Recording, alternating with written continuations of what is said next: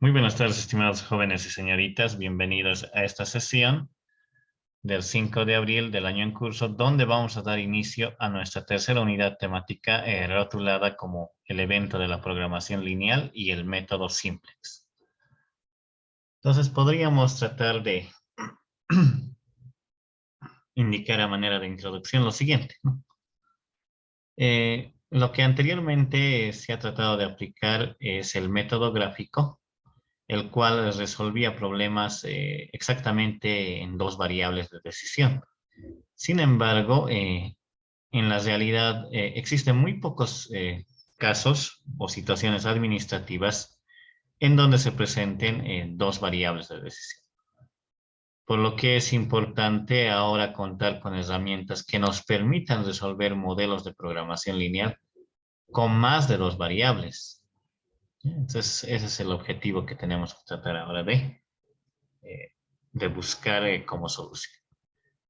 En el año 1947, el matemático norteamericano George Dantzig desarrolló un algoritmo para resolver problemas de programación lineal de dos o más variables, conocido como el método simplex.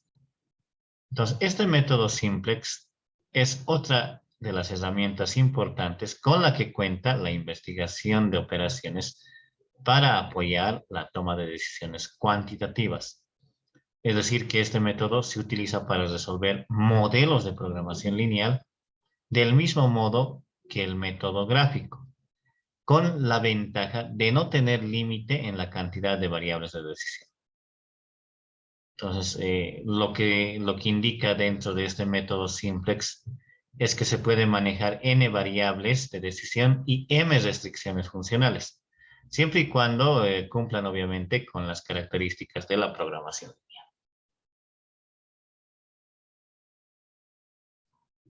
Entonces, este método simplex posee un algoritmo para su aplicación, el cual revisaremos en esta presente unidad. Y algunas características importantes de este método simplex son las siguientes, ¿no? Indica que es un proceso iterativo que puede generar varias aproximaciones a la solución a través de distintas tablas simplex o tablas solución, ¿no?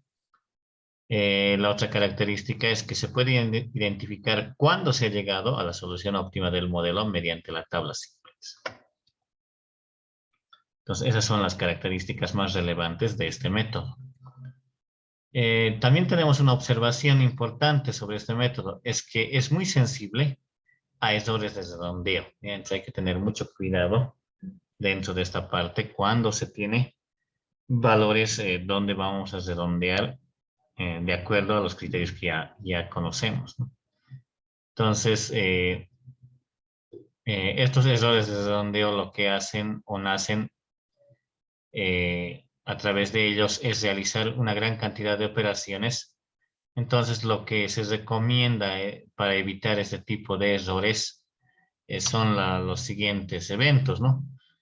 Uno es utilizar el redondeo simétrico con la cantidad de decimales adecuadas a la magnitud de las variables de decisión, ¿no? Entonces, es una recomendación que más o menos no se utiliza mucho, ¿no? Lo que sí utilizamos es la recomendación 2, que hay que realizar operaciones con las fracciones.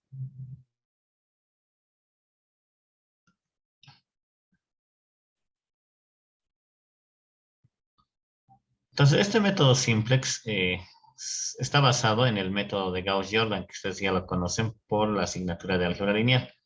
Pero además de resolver un sistema de ecuaciones, lo que hace el método simplex es evaluar la función objetiva en la solución y con ello permite determinar si esta solución es óptima o no. En caso de no ser óptima, el algoritmo recorre los vértices del polígono de soluciones factibles, finalizando el proceso hasta obtener el valor que maximiza o minimiza la función objetiva. Entonces, vean, hay que tener en cuenta el método de Gauss-Jordan y luego tratar de ver las operaciones que se van a realizar en la función objetivo y en cada una de las restricciones funcionales.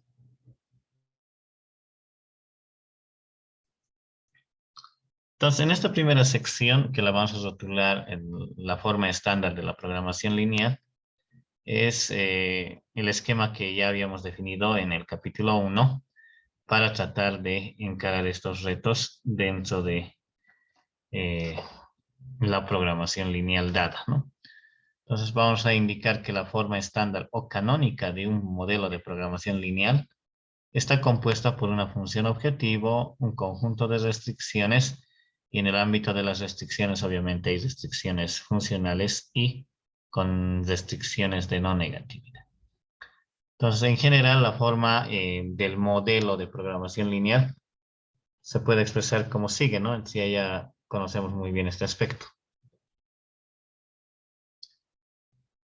Acá va a haber una función objetivo, que la estamos designando de forma general con z, ¿no? Esta función objetivo va a depender en este caso de n variables de decisión. Podríamos tomar acá la constante c sub 1 por la primera variable de decisión, más la constante c sub 2 por la segunda variable de decisión, más y así sucesivamente, más la constante c sub n por la enésima variable de decisión. Sujeto a las restricciones funcionales. Acá sabemos que hay un coeficiente A11 por la primera variable de decisión, más acá viene la segundo coeficiente A12 por la segunda variable de decisión, más puntos suspensivos, más. Acá tendríamos A sub 1n por la enésima variable de decisión, y esa va a ser menor o igual a b sub 1, al valor constante b sub 1. Luego una segunda restricción podría ser A21, A21 por la primera variable de decisión, más A sub 22 por la segunda variable de decisión, más puntos suspensivos, más que tendríamos A sub n, A sub 2n por la enésima variable de decisión, y eso será pues menor o igual a al segundo valor constante b sub 2. Y esto puede ir, ¿no? Eh, ir analizándose hasta m restricciones funcionales, ¿no? Entonces, la mésima restricción funcional tendrá el coeficiente A sub M1, ¿no?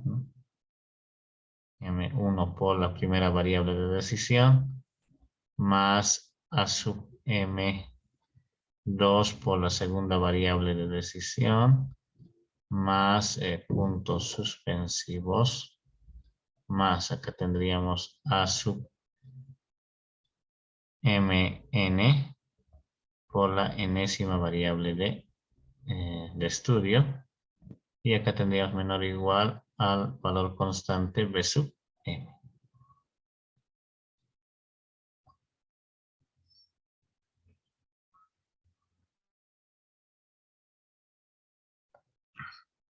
Entonces ahí estarían las restricciones funcionales, que en cantidad son m, y luego definiríamos las condiciones de no negatividad, que x1, comita x2, comita x3, toditas sean mayores o iguales a 0, ¿no? Entonces vamos a colocar x1 mayor o igual a 0, coma, x2 es mayor o igual a 0, coma, puntos suspensivos hasta la enésima variable, ¿no? X sub n mayor o igual a 0. Entonces ahí tenemos, ¿no? La forma estándar de un problema de programación lineal. Entonces recordemos que este problema de programación lineal puede ser de tipo maximización o de tipo minimización. Entonces, casi en la gran parte de los problemas, cuando las desigualdades son menores o iguales que un valor constante, el problema es de maximización, ¿no? Porque hay una región acotada donde se quiere estudiar el punto óptimo y máximo, ¿no? Entonces, hasta ahí vean, la forma estándar está totalmente declarada como lo habíamos visto en el capítulo 1.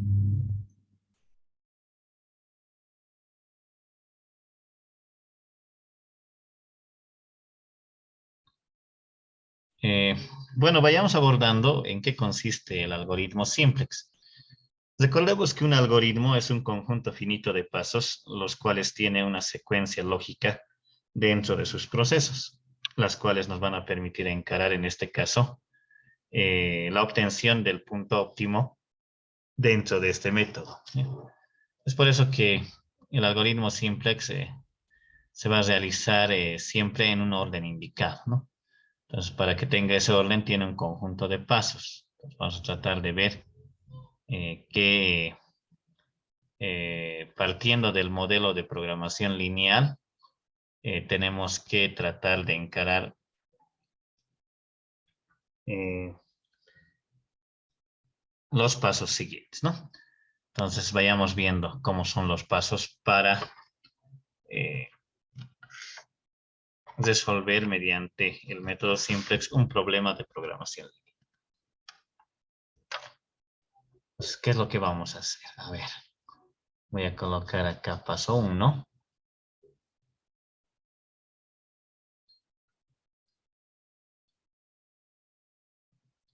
Paso 1. Y voy a tener por acá la siguiente descripción. Tenemos que convertir, ya acá vamos a decir convertir,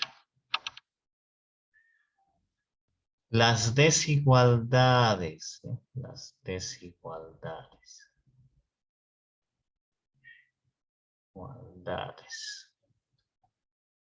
menores o iguales que, menores o iguales que,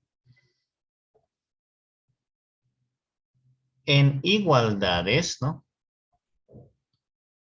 En igualdades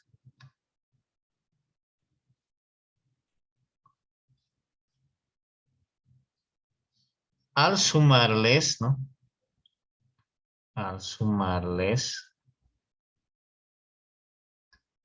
una variable de holgura, ¿no? Una variable.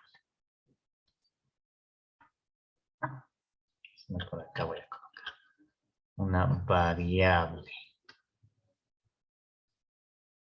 de holgura. Holgura h sub i. H sub i dentro de las restricciones funcionales. Esta variable, ¿ya? Esta variable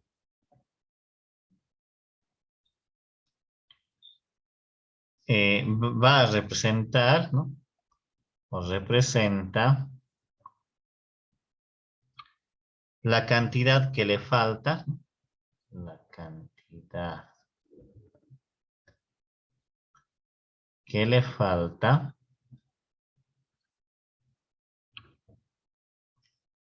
a la igualdad, perdón, a la desigualdad, ¿no? Desigualdad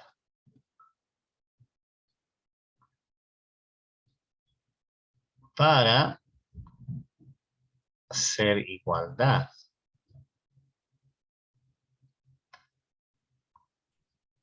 Entonces, acá vamos a decir que para o las variables, ¿no? Las variables de holgura,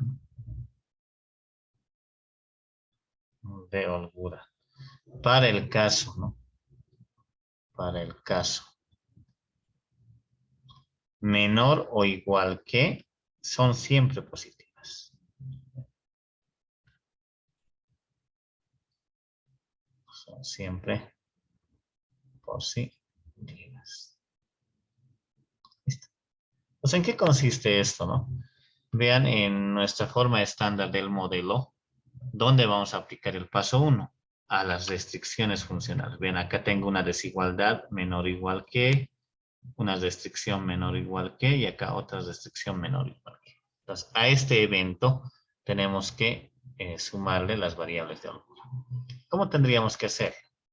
A ver, vamos a tratar de ver. Lo que se tiene que hacer es lo siguiente, ¿ya? Agarro la primera restricción funcional, que era el A sub 1, 1 por x1 más A sub 1, 2 por x sub 2 más A sub, perdón, más puntos suspensivos más A sub 1n por x sub n. Y acá recuerden que había menor o igual que b sub 1. Entonces, si yo quiero convertir ahora a toda esa desigualdad en igualdad, entonces, ¿cómo lo voy a hacer? Lo voy a colocar acá igual al valor constante b sub 1. Pero ¿cuándo se va a volver en igualdad? Cuando yo sume, dice, ¿no? Una variable h sub i denominada variable de holgura. En este caso, como es la primera, entonces lo voy a denotar con h sub 1. Bien, entonces, ahí está la primera variable. Es lógico pensar ya, por ejemplo, en esas variables de holgura. Por ejemplo, acá tengo 3 menor o igual que 5. Entonces, ¿cómo convierto esta desigualdad en igualdad? Si se dan cuenta, acá tengo que anotar el 3 y sumar algo, ¿no? Ese valor de algo, ¿cuánto tendría que ser para que sea igual? A ver, ahí respóndanme. 2. 2, ¿no? 2. Por eso dice que este H1 que se está añadiendo acá de forma ficticia va a ser una cantidad positiva, ¿ya? Entonces, cualquier desigualdad del tipo menor o igual que se puede convertir en ecuación añadiendo una variable de holgura que es una cantidad positiva. Acá es un H sub, ¿no? A eso se refiere el evento de las holguras, ¿ya? Cuidado que estén confundiendo en otro aspecto de estudio.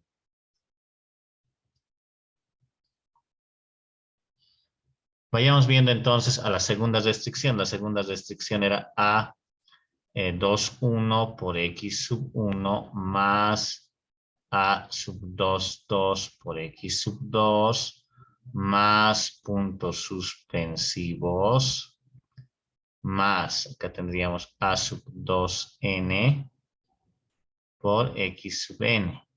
Y acá también teníamos menor o igual que b sub 2. Entonces yo lo voy a transformar en ecuación, ¿no? Sumando esta vez otras variables de holgura, que va a ser h sub 2. Entonces este proceso yo lo tengo que hacer para todas las restricciones funcionales del tipo menor o igual que. Del tipo menor o igual que. Entonces, para la enésima restricción tendríamos acá a sub M1 por X1 más, ahí tendríamos a sub M2 por X sub 2 más puntos suspensivos más a sub Mn por X sub n. Y acá era menor o igual a B sub M. Entonces acá yo quiero que sea igual a B sub M. Entonces acá tendríamos más, como es la enésima restricción, entonces acá será pues la variable de holgura h sub n. Entonces tenemos ahí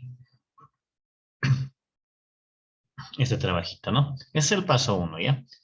Entonces, convertir las desigualdades menores o iguales que en igualdades al sumarles una variable de holgura h sub n, ¿no? Entonces ya hicimos ese trabajo. Vayamos viendo el paso número 2. También es bien lógico el paso número 2.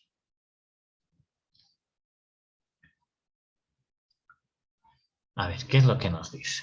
Debemos escribir, ¿ya? Vamos a decir, escribir.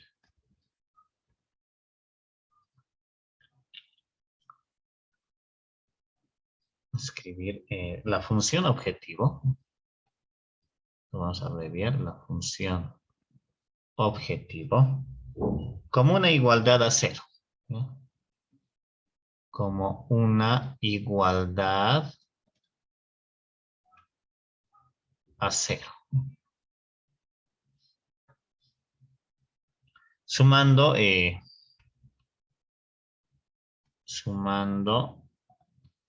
las variables de holgura h sub i, ¿no? Sumando las variables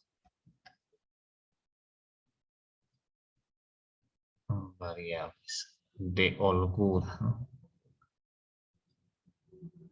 Holgura h sub i con coeficiente 0, ¿no? Con coeficiente coeficiente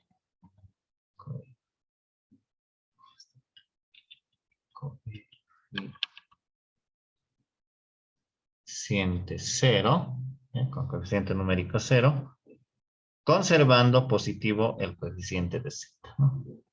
Conservando positivo el coeficiente de z, ¿no? El coeficiente, ¿no? De la función objetivo de z, ¿no? Comita, es decir, ¿no? A ver, ¿qué es lo que está tratando de indicar? Vean, nuestra función objetiva acá en la forma estándar es esta de acá, ¿no? Esta es esta ecuación. Z igual a C sub 1 por X sub 1 más C sub 2 por X sub 2 más y así sucesivamente hasta C sub n por X. ¿Qué es lo que nos dice? Tiene que estar esta ecuación igualada a cero. Tenemos que expresarla como una igualdad a cero. Entonces, ¿cómo hacemos ese hecho? Todo lo que está en el segundo lado de la forma estándar en la función objetivo lo voy a hacer al primer lado.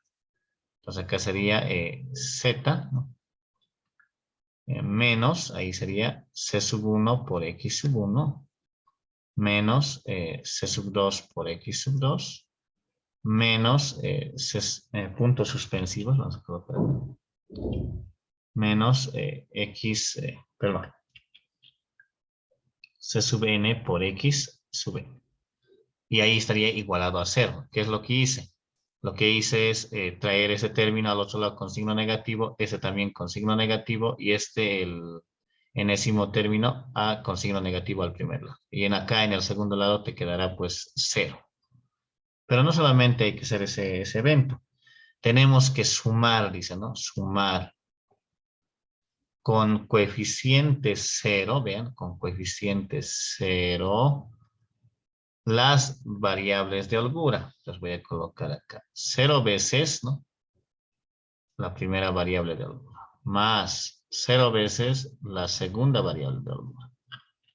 Y voy a colocar más puntos suspensivos más 0 veces la enésima variable de holgura. Y recién se iguala a 0. Vean, sale una expresión sumamente grande, ¿no? Entonces tendríamos ahí esa estructura dentro del paso 2.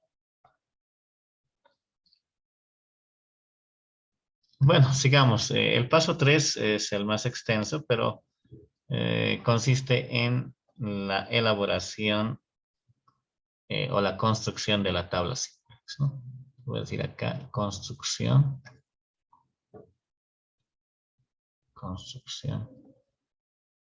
de la tabla simplex.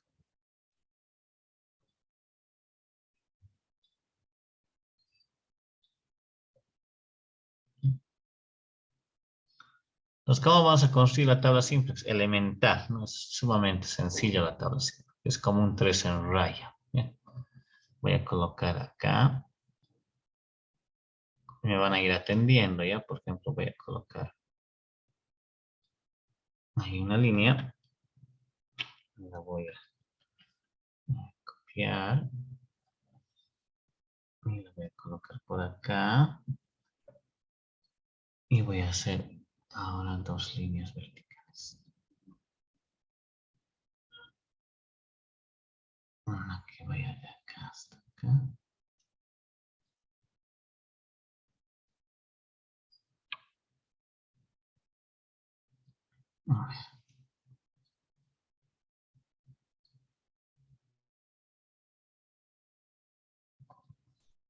Ahí está. Lo vamos a copiar por ahora.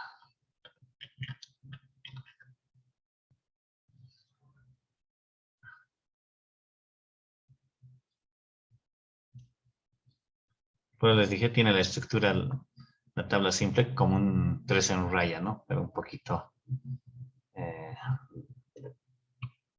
eh, diferenciado en sus espacios, ¿no? Vean, ¿no? Aquí hay un cuerpo central muy amplio. ¿Qué es lo que hacemos en esta parte? Para formar la tabla simplex, o en algunos textos lo llaman la tabla inicial, se siguen los siguientes pasos. En la primera celda, ¿ya? Se escribe una etiqueta que se llama el rótulo de variables básicas, en la primera celda. Entonces acá lo voy a colocar, variables básicas. ¿Ya? Variables básicas. ¿Ya? Luego dice en la siguiente, ¿ya? En la siguiente celda, escribimos la etiqueta Z. Después de ella se escriben los nombres de las variables originales del modelo, seguidas de las variables de holgura. Y en la última celda se coloca la etiqueta solución. Ya lo vamos a hacer de la siguiente. Estamos en la primera celda, hemos colocado el rótulo de variables básicas. En la última celda lo vamos a colocar el rótulo de solución. Ahí va a estar en esa columna la solución. Y en este cuerpo central de la primera fila vamos a colocar todos los coeficientes de la función objetivo. ¿Ya? O sea, no, perdón, no es todos los coeficientes, perdón, sino todas las variables descritas ya en el problema. Si se dan cuenta, acá en el paso 1, hemos visto que hay desde x1 hasta xn. En la función objetivo hay desde x1 hasta xn. Y también hay las variables h1 hasta hm. Tengo que describir todas ellas. Entonces tendría acá x1, x2, puntos suspensivos, xn. Tengo n variables de decisión. Y ahora voy por las nuevas. La variable h1 también es otra variable de decisión. La variable h2 también es otra variable de decisión. Y ahí, ¿no? Tengo m variables de holgura, en pocas palabras, ¿no? Entonces ahí estoy colocando las m variables de decisión y las n variables de decisión y las m variables de holgura. Luego en el siguiente reglón hay que colocar la etiqueta en la primera celda, la etiqueta Z, ¿ya? Y en este cuerpo central vamos a colocar todos los coeficientes numéricos correspondientes a la función objetivo en el paso 2. Entonces los coeficientes, por ejemplo, acá de x1, su coeficiente es menos c sub 1. Entonces voy a colocar acá menos c sub 1. De x sub 2, su coeficiente es menos c sub 2. De x sub n, su coeficiente es menos c sub n. De h1 su coeficiente es 0, de h2 su coeficiente es 0, de hm su coeficiente es 0. Entonces estos van sucesivamente hasta ese valor. Y la solución, en este caso, va a ser esta igualdad a 0. Por eso generalmente se coloca igual a 0.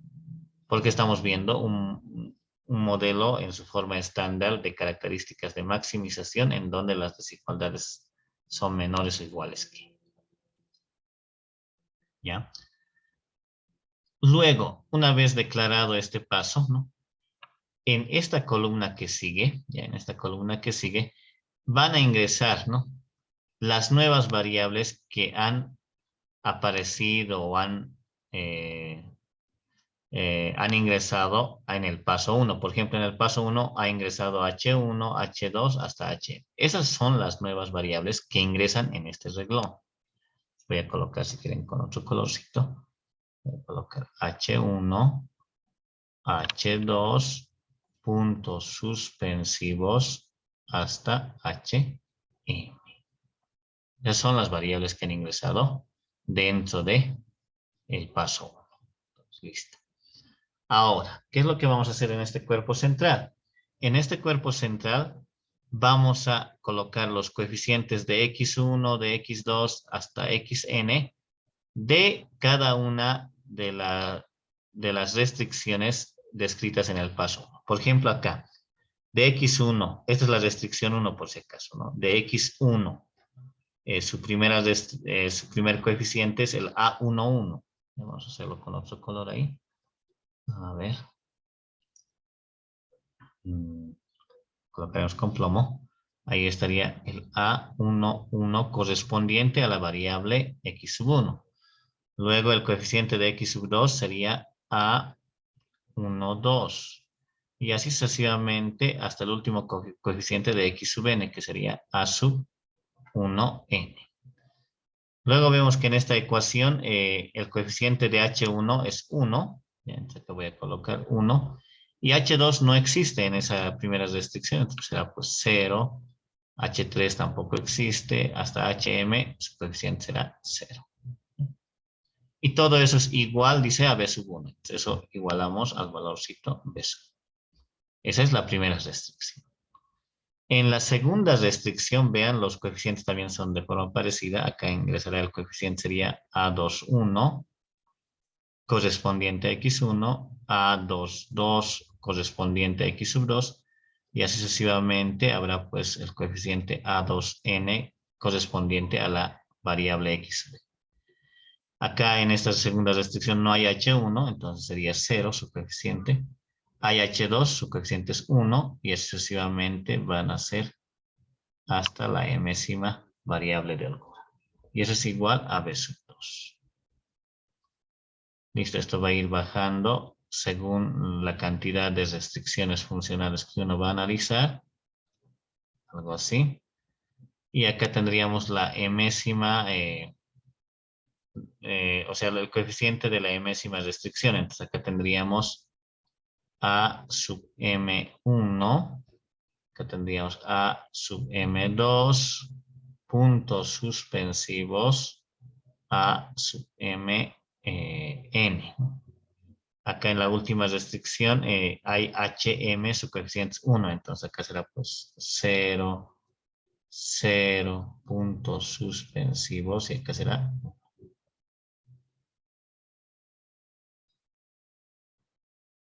1. Así, ¿no? Y esto será igual a B sub M. Por eso es bien importante, ¿no? Tratar de cuidar estos arreglos. Vean, esta parte ya es el evento del álgebra lineal, ¿no? Donde voy a tratar de hacer operaciones entre reglones para alcanzar la solución óptima.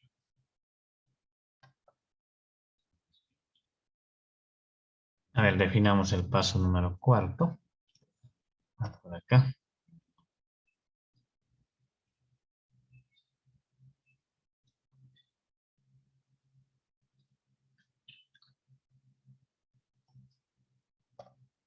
Tiene que ver, ¿no? Con el hecho de que esta tabla, si es óptima o no. Esta tabla va a ser óptima si el problema es de maximización, siempre y cuando estos valores que están en el reglón Z, estos de acá, son todos mayores o iguales que 0. Si no son mayores o iguales que 0 todos ellos, entonces la tabla no es óptima. Entonces, escribamos eso, ¿no? Verifiquemos, ¿no? Verifiquemos, ¿no?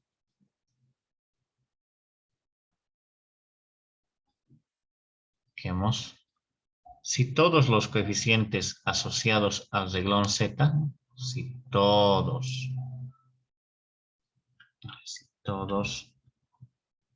los coeficientes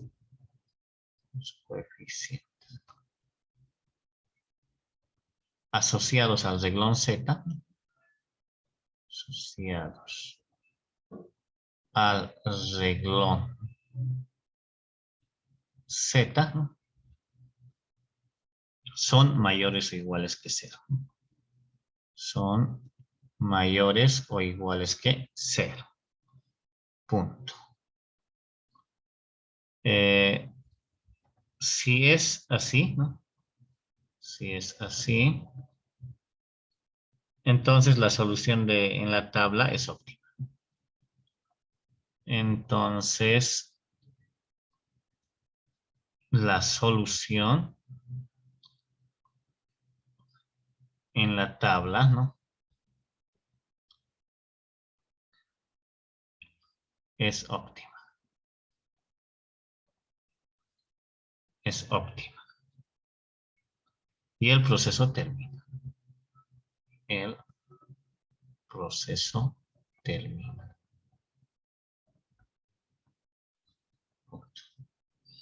Entonces, si todos estos valorcitos, ¿no? de esta celda son mayores o iguales que 0, la tabla ya es óptima.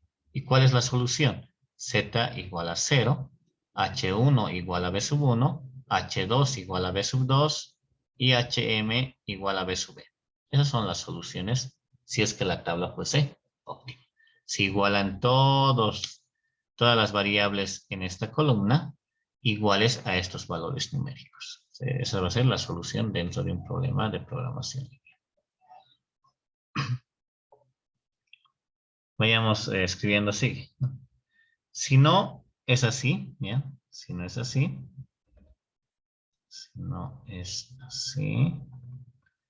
coma, se continúa o se procede con el siguiente paso.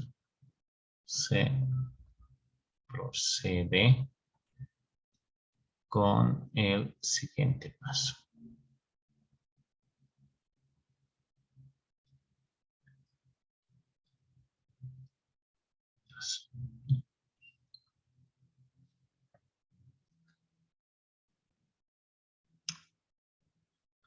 El siguiente paso está dado por el paso 5. Voy a colocar el paso 5. ¿Qué es lo que indica el paso 5? De los coeficientes del reglón Z, ¿ya? De los coeficientes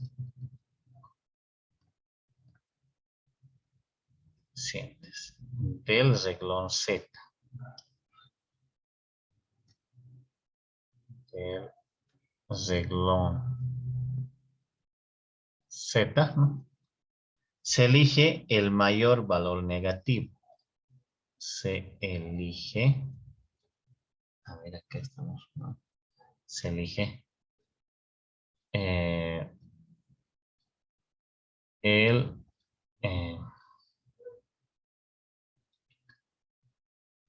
vamos a colocar el valor más pequeño, ¿eh? Más pequeño.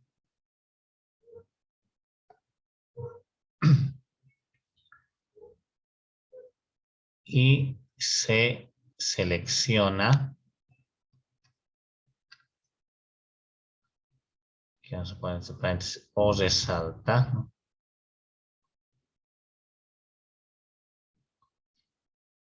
Se resalta la columna. ¿Bien? La variable de esta columna es la que va a entrar al sistema. La variable de esta columna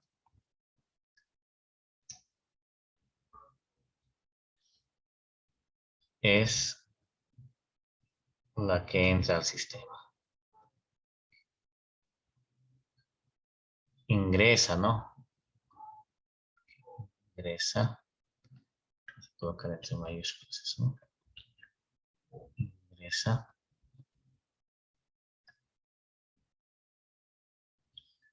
al sistema.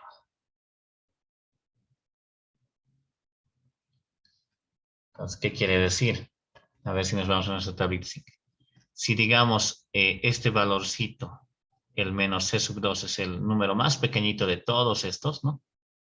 Entonces yo resalto esta columna, ¿ya? La selecciono y esta variable X sub 2 va a ser la que va a ingresar como nueva variable básica dentro de esta parte, ¿no? Entonces, ahorita, en este momento, las variables que están es H1 hasta HM. Entonces, una de ellas es la que tiene que salir e ingresar X sub 2. Entonces, pero vayamos viendo quién va a salir, ¿no? En el siguiente paso. El paso 6. El paso 6. Dice que se divide, ¿no? Se divide el término de la columna solución, así no, se divide los valores, voy a decir, ¿no? Los valores de la columna solución, ¿no?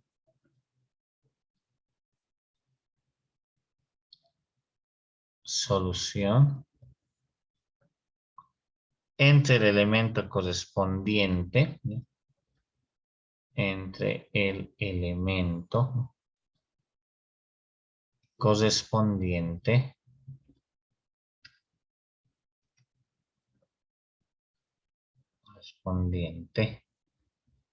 de la columna seleccionada en el paso anterior, ¿sí?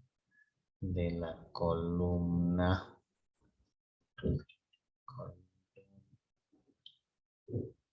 seleccionada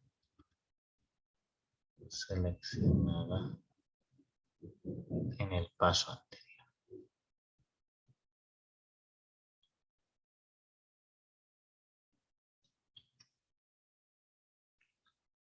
Y de los resultados de la división, ¿no? Y de los resultados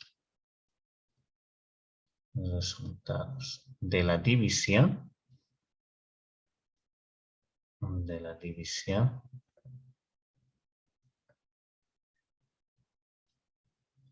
se selecciona al menor valor positivo. Se selecciona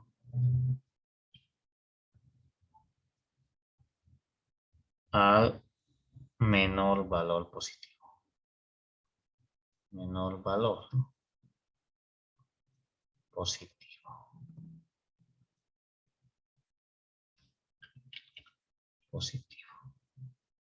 Y de todo el reglón asociado y todo, vamos a decir, ¿no? Y todo el reglón asociado a este valor.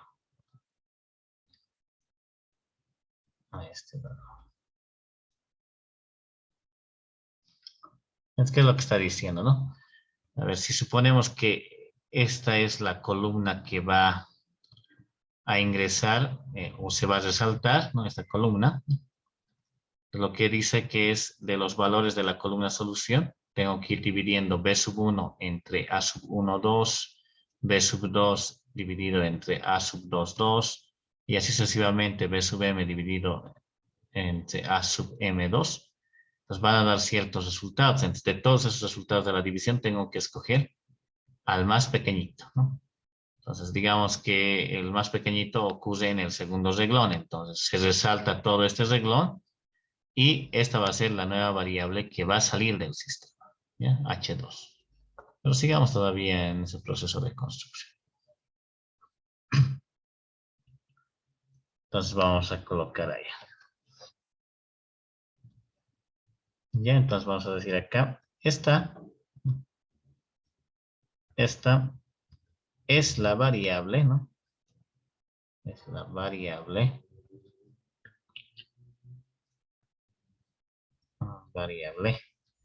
que sale del sistema. Que sale, ¿no? Del sistema. O que sale de la base, ¿no? De la base.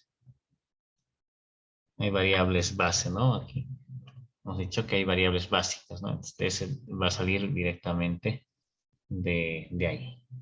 Vamos a observar acá, ¿no? Vamos a observar.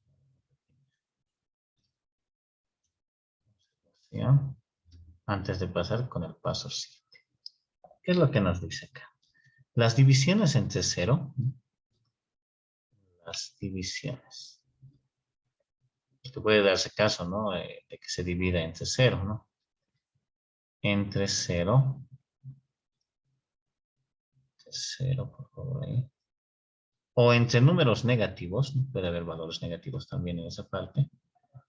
O entre valores negativos. No se toman en cuenta, ¿ya? No se toman en cuenta.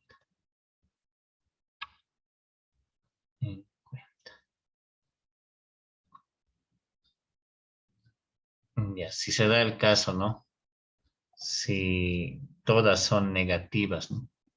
Si todas las divisiones son negativas, ¿no? Son negativas. O indeterminadas, ¿no? O sea, que son divididas entre 0, ¿no?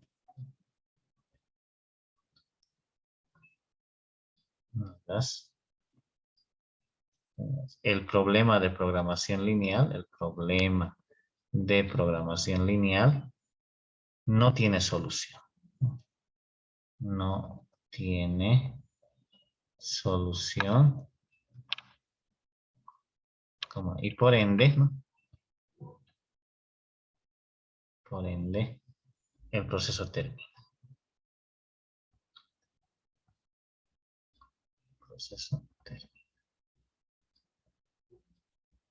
Entonces eso hay que tenerlo mucho en cuenta ya, porque cuidado que no estemos haciendo caso a esa recomendación o observación. El paso 7. El paso 7 dice que la celda que se encuentra, dice la celda, ¿no? O el valor, ¿no? Vamos a colocar la celda. Como es una tabla, la celda que se encuentra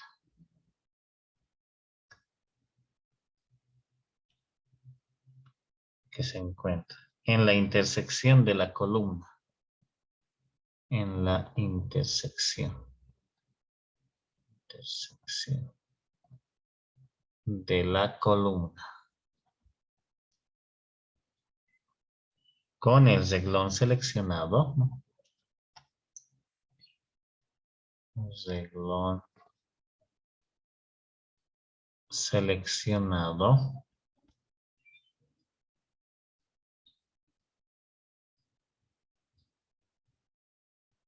contiene un elemento,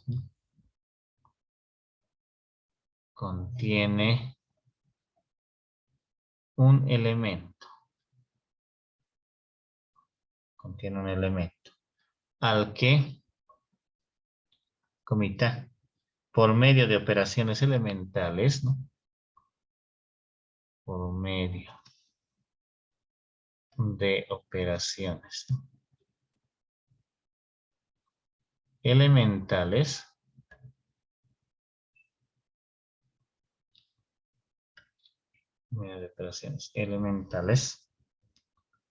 entre renglones,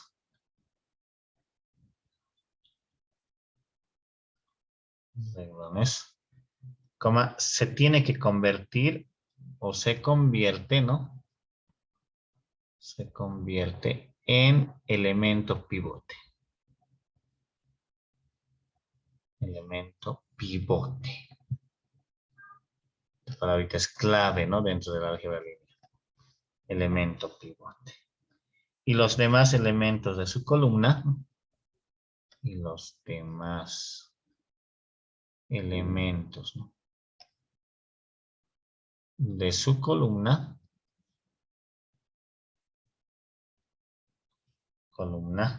en ceros, ¿no? Entonces hay que convertir en ceros los demás elementos de esa columna seleccionada, dado el elemento pivote, ¿no? Entonces vamos a decir ahí, con esto, con ello, se obtiene una nueva tabla, ¿no? Nueva tabla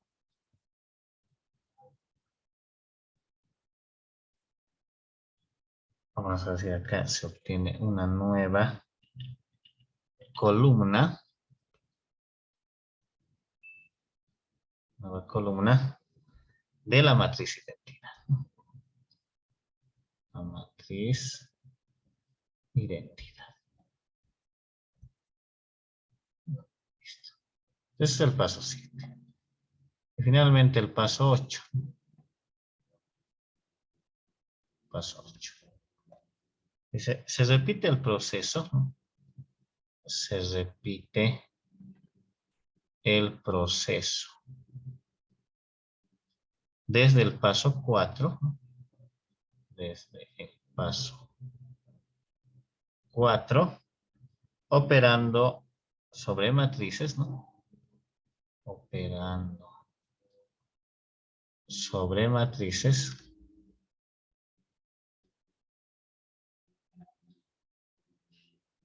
hasta obtener